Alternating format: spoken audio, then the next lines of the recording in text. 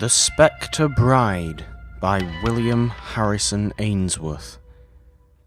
The castle of Hernswolf, at the close of the year 1655, was the resort of fashion and gaiety. The baron of that name was the most powerful nobleman in Germany, and equally celebrated for the patriotic achievements of his sons and the beauty of his only daughter. The estate of Hernswolf, which was situated in the centre of the Black Forest, had been given to one of his ancestors by the gratitude of the nation, and had descended with other hereditary possessions to the family of the present owner. It was a castellated Gothic mansion, built in according to the fashion of the times in the grandest style of architecture, and consisted principally of dark, winding corridors and vaulted tapestry rooms, magnificent indeed in their size, but ill-suited to private comfort from the very circumstance of their dreary magnitude. A dark grove of pine and mountain ash encompassed the castle on every side, and threw an aspect of gloom around the scene, which was seldom enlivened by the cheering sunshine of heaven. The castle bells rang out a merry peal at the approach of a winter twilight, and the warder was stationed with his retinue on the battlements to announce the arrival of the company who were invited to share the amusements that reigned within the walls. The Lady Clotilda, the baron's only daughter, had but just attained her 17th year, and a brilliant assembly was invited to celebrate the birthday. The large vaulted apartments were thrown open for the reception of the numerous guests. The gaieties of the evening had scarcely commenced when the clock from the dungeon tower was heard to strike with unusual solemnity, and on the instant a tall stranger, arrayed in a suit of deepest black, made his appearance in the ballroom. He bowed courteously on every side, but was received by all with the strictest reserve. No one knew who he was or whence he came, but it was evident from his appearance that he was a nobleman of the first rank, and though his introduction was accepted with distrust, he was treated by all with respect. He addressed himself particularly to the daughter of the baron, and was so intelligent in his remarks, so lively in his sallies, and so fascinating in his address, that he quickly interested the feelings of his young and sensitive auditor. In fine, after some hesitation on the part of the host, who, with the rest of the company, was unable to approach the stranger with indifference, he was requested to remain a few days at the castle, an invitation which was cheerfully accepted. The dead of the night drew on, and when all had retired to rest, the dull, heavy bell was heard swinging to and fro in the grey tower, though there was scarcely a breath to move the forest trees. Many of the guests, when they met the next morning at the breakfast table, averred that there had been sounds as of the most heavenly music, while all persisted in affirming that they had also heard awful noises, proceeding, as it seemed, from the apartment which the stranger at that time occupied. He soon, however, made his appearance in the breakfast circle, and when the circumstances of the preceding night were alluded to, a dark smile of unutterable meaning played round his saturnine features, which then relapsed into an expression of the deepest melancholy. He addressed his conversation principally to Clotilda, and while he talked of the different climes he had visited, of the sunny regions of Italy, where the very air breathes the fragrance of flowers, and the summer breeze sighs over a land of sweets, when he spoke to her of those delicious countries where the smile of the day sinks into the softer beauty of the night, and the loveliness of heaven is never for an instant obscured, he drew tears of longing from the bosom of his fair auditor, and for the first time she regretted that she was yet at home. Days rolled on, and every moment increased the fervour of the inexpressible sentiments with which the stranger had inspired her. He never discoursed of love, but he looked it in his language, in his manner, in the insinuating tones of his voice, and in the slumbering softness of his smile. And when he found that he had succeeded in inspiring her with favourable sentiments, a sneer of the most diabolical meaning spoke for an instant, and died again on his dark-featured countenance. When he met her in the company of her parents, he was at once respectful and submissive, and it was only when he was alone with her, in their rambles through the dark recesses of the forest, that he assumed the guise of the more impassioned admirer. As he was sitting one evening with the baron in the wainscoted apartment of the library, the conversation happened to turn upon supernatural agency, The stranger remained reserved and mysterious during the discussion, but when the Baron, in a jocular manner, denied the existence of spirits and satirically mocked their appearance, his eyes glowed with unearthly lust, and his form seemed to dilate to more than its natural dimensions. When the conversation had ceased, there was a fearful pause of a few seconds, and then a chorus of celestial harmony was heard pealing through the dark forest glade. All were entranced with delight, but the stranger was disturbed and gloomy. He looked at his noble host with compassion, and something like a tear swam in his dark eye. After the lapse of a few seconds, the music died gently in the distance, and all was hushed as before. The Baron soon after quitted the apartment, and was followed almost immediately by the stranger. He had not long been absent when an awful noise, as of a person in the agonies of death, was heard, and the Baron was discovered stretched dead along the corridor. His countenance was convulsed with pain, and the grip of a human hand was visible on his blackened throat. The alarm was instantly given, the castle searched in every direction, but the stranger was seen no more. The body of the Baron, in the meantime, was quietly committed to the earth, and the remembrance of the dreadful transaction recalled but as a thing that once was.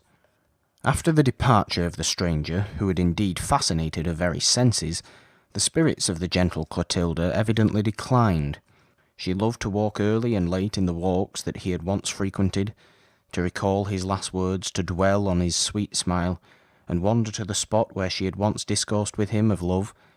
She avoided all society, and never seemed to be happy but when left alone in the solitude of her chamber.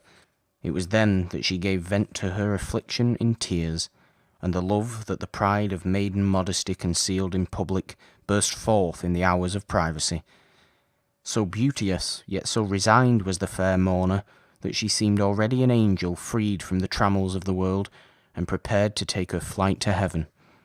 As she was one summer evening rambling to the sequestered spot that had been selected as her favourite retreat, a slow step advanced towards her. She turned round, and to her infinite surprise discovered the stranger. He stepped gaily to her side, and commenced an animated conversation. "You left me," exclaimed the delighted girl, "and I thought all happiness was fled from me for ever. But you return, and shall we not again be happy?" "Happy?" replied the stranger, with a scornful burst of derision. "Can I ever be happy again? Can there— But excuse the agitation, my love, and impute it to the pleasure I experience at our meeting. Oh, I have many things to tell you, aye, and many kind words to receive. Is it not so, sweet one? Come, tell me truly, have you been happy in my absence? No? I see in that sunken eye, in that pallid cheek, that the poor wanderer has at least gained some slight interest in the heart of his beloved. I have roamed to other climes, I have seen other nations, I have met with other females beautiful and accomplished, but I have met with but one angel, and she is here before me. Accept this simple offering of my affection, dearest," continued the stranger, plucking a heath rose from its stem. "It is beautiful as the wild flowers that deck thy hair, and sweet as is the love I bear thee." "It is sweet indeed," replied Clotilda, "but its sweetness must wither ere night closes around. It is beautiful, but its beauty is short-lived, as the love evinced by man. Let not this, then, be the type of thy attachment. Bring me the delicate evergreen, the sweet flower that blossoms throughout the year, and I will say, as I wreathe it in my hair, the violets have bloomed and died, the roses have flourished and decayed, but the evergreen is still young, and so is the love of the heart. You will not, cannot desert me. I live but in you. You are my hopes, my thoughts, my existence itself, and if I lose you, I lose my all. I was but a solitary wild flower in the wilderness of nature until you transplanted me to a more genial soil. And can you now break the fond heart you first taught to glow with passion?" "Speak not thus," returned the stranger. "It rends my very soul to hear you. Leave me, forget me, avoid me forever, or your eternal ruin must ensue. I am a thing abandoned of God and man, and did you but see the scared heart that scarcely beats within this moving mass of deformity, you would flee me as you would an adder in your path. Here is my heart, love. Feel how cold it is. There is no pulse that betrays its emotion, for all is chilled and dead as the friends I once knew. You are unhappy, love, and your poor Clotilda shall stay to succour you. Think not I can abandon you in your misfortunes, no. I will wander with thee through the wide world, and be thy servant, thy slave, if thou wilt have it so. I will shield thee from the night winds, that they blow not too roughly on thy unprotected head. I will defend thee from the tempest that howls around, and though the cold world may devote thy name to scorn, though friends may fall off and associates wither in the grave, there shall be one fond heart that shall love thee better in thy misfortune, and cherish thee, bless thee still. She ceased, and her blue eyes swam with tears as she turned them, glistening with affection, towards the stranger. He averted his head from her gaze, and a scornful sneer of the darkest and deadliest malice passed over his fine countenance. In an instant the expression subsided, his fixed, glassy eye resumed its unearthly chillness, and he turned once again to his companion. "It is the hour of sunset," he exclaimed, "the soft, beauteous hour, when the hearts of lovers are happy, and nature smiles in unison with their feelings. But to me it will smile no longer. Ere the morrow dawns I shall be very far from the house of my beloved, from the scenes where my heart is enshrined as in a sepulchre. But I must leave thee, dearest flower of the wilderness, to be the sport of the whirlwind, the prey of the mountain blast." "No, we will not part," replied the impassioned girl. "Where thou goest will I go. Thy home shall be my home, and thy God shall be my God." Swear it," resumed the stranger, wildly grasping her by the hand. "Swear to the fearful oath I shall dictate." He then desired her to kneel, and holding his right hand in a menacing attitude towards heaven, and throwing back his dark raven locks, he declaimed in a strain of bitter imprecation, with the ghastly smile of an incarnate fiend, "May the curses of an offended God haunt thee, cling to thee forever in the tempest and in the calm, in the day and in the night, in sickness and in sorrow, in life and in death, shouldst thou swerve from the promise thou hast here made to be mine. May the dark spirits of the damned howl in thine ears the accursed chorus of fiends. May the air rack thy bosom with the quenchless flames of hell. May thy soul be as the lazar house of corruption, where the ghost of departed pleasure sits enshrined as in a grave, where the 100-headed worm never dies, where the fire is never extinguished. May a spirit of evil lord it over thy brow and proclaim, as thou passest by, this is the abandoned of God and man. May fearful spectres haunt thee in the night season. May thy dearest friends drop day by day into the grave, and curse thee with their dying breath. May all that is most horrible in human nature, more solemn than any language can frame or lips can utter, may this, and more than this, be thy eternal portion, shouldst thou violate the oath that thou hast taken." He ceased, and hardly knowing what she did, the terrified girl acceded to the awful adjuration, and promised eternal fidelity to him who was henceforth to be her lord. "Spirits of the damned, I thank thee for thine assistance," shouted the stranger. "I have wooed my fair bride bravely. She is mine, mine for ever. Aye, body and soul both mine, mine in life and mine in death. What, in tears, my sweet one, ere yet the honeymoon is past? Why, indeed thou hast cause for weeping. When next we meet, we shall meet to sign the nuptial bond." He then imprinted a cold salute on the cheek of his young bride, and softening down the unutterable horrors of his countenance, requested her to meet him at 8 o'clock on the ensuing evening at the chapel adjoining the castle of Hernswolf. She turned round to him with a burning sigh, as if to implore protection, but the stranger was gone. On entering the castle, she was observed to be impressed with deepest melancholy. Her relations vainly endeavoured to ascertain the cause of her uneasiness, but the tremendous oath she had sworn completely paralysed her faculties, and she was fearful of betraying herself by even the slightest intonation of her voice, or the least variable expression of her countenance. When the evening was concluded, the family retired to rest, but Clotilda, who was unable to take repose from the restlessness of her disposition, requested to remain alone in the library that adjoined her apartment. All was now deep midnight, every domestic had long since retired to rest, and the only sound that could be distinguished was the sullen howl of the bandog as he bayed at the waning moon. Clotilda remained in the library in an attitude of deep meditation. The lamp that burnt on the table at which she was sat was dying away, and the lower end of the apartment was already more than half obscured. The clock from the northern angle of the castle tolled out the hour of 12, and the sound echoed dismally in the solemn stillness of the night. Suddenly the oaken door at the farther end of the room was gently lifted on its latch, and a bloodless figure, apparelled in the habiliments of the grave, advanced slowly up the apartment.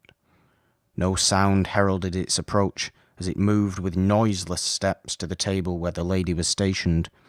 She did not at first perceive it, but presently she felt a death-cold hand fast grasp her own, and heard a solemn voice whisper in her ear, "Clotilda." She looked up. A dark figure was standing beside her. She endeavoured to scream, but her voice was unequal to the exertion. Her eye was fixed as if by magic on the form, which slowly removed the garb that concealed its countenance, and disclosed the livid eyes and skeleton shape of her father. It seemed to gaze on her with pity and regret, and mournfully exclaimed, "Clotilda, the dresses and the servants are ready. The church bell has tolled, and the priest is at the altar. But where is the bride? There is room for her in the grave, and tomorrow shall she be with me." "Tomorrow?" faltered out the distracted girl.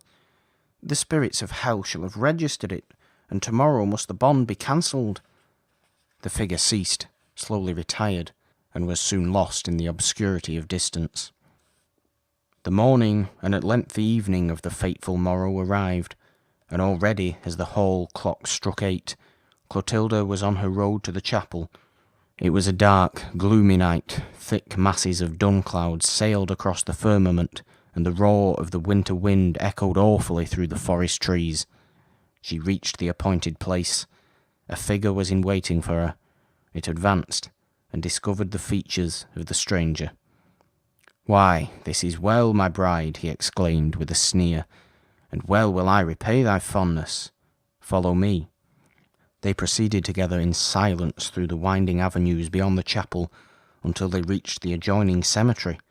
Here they paused for an instant, and the stranger, in a softened tone, said, "But 1 hour more, and the struggle will be over, and yet this heart of incarnate malice can feel, when it devotes so young, so pure a spirit to the grave.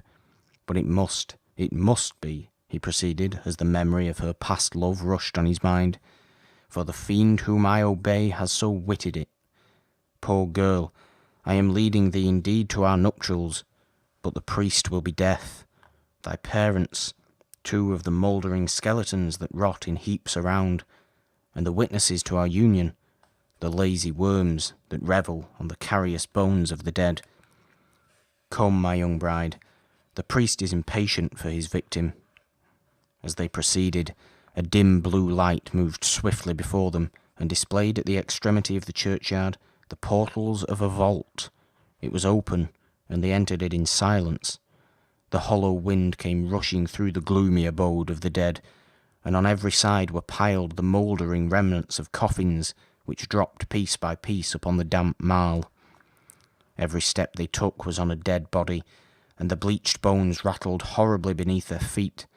In the centre of the vault rose a heap of unburied skeletons, whereon was seated a figure too awful even for the darkest imagination to conceive. As they approached it, the hollow vault rang with a hellish peal of laughter, and every mouldering corpse seemed endued with unholy life. The stranger paused as he seized his victim in his grasp. One sigh burst from his heart. One tear glistened in his eye. It was but for an instant. The figure frowned awfully at his vacillation, and waved his gaunt hand. The stranger advanced. He made certain mystic circles in the air, uttered unearthly words, and paused in excess of terror.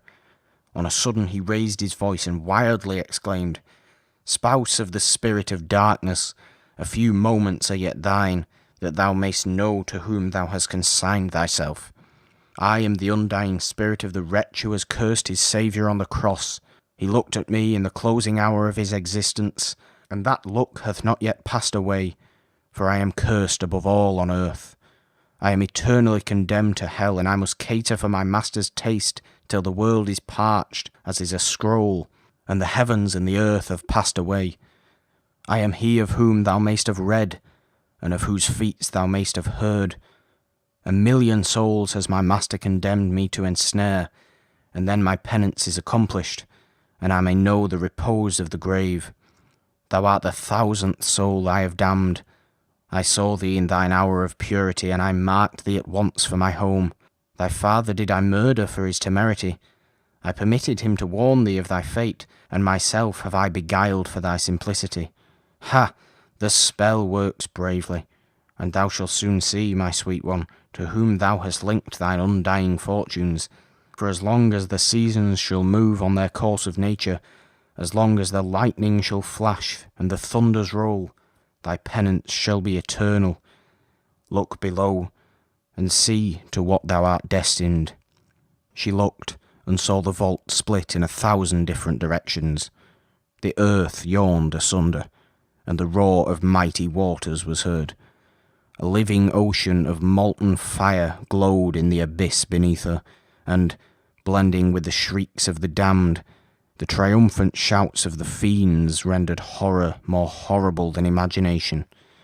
10 millions of souls were writhing in the fiery flames, and as the boiling billows dashed them against the blackened rocks of adamant, they cursed with the blasphemies of despair, and each curse echoed in thunder across the wave. The stranger rushed towards his victim. For an instant, as he held her over the burning vista, he looked fondly in her face, and wept as he were a child. This was but the impulse of a moment. An instant longer, he grasped her in his arms, then dashed her from him with fury, and as her last parting glance was cast in kindness on his face, he shouted aloud, "Not mine is the crime, but the religion that thou professed. For is it not said that there is a fire of eternity prepared for the souls of the wicked, and hast not thou incurred its torments?" She, poor girl, heard not, heeded not the shouts of the blasphemer. Her delicate form bounded from rock to rock, over billow and over foam.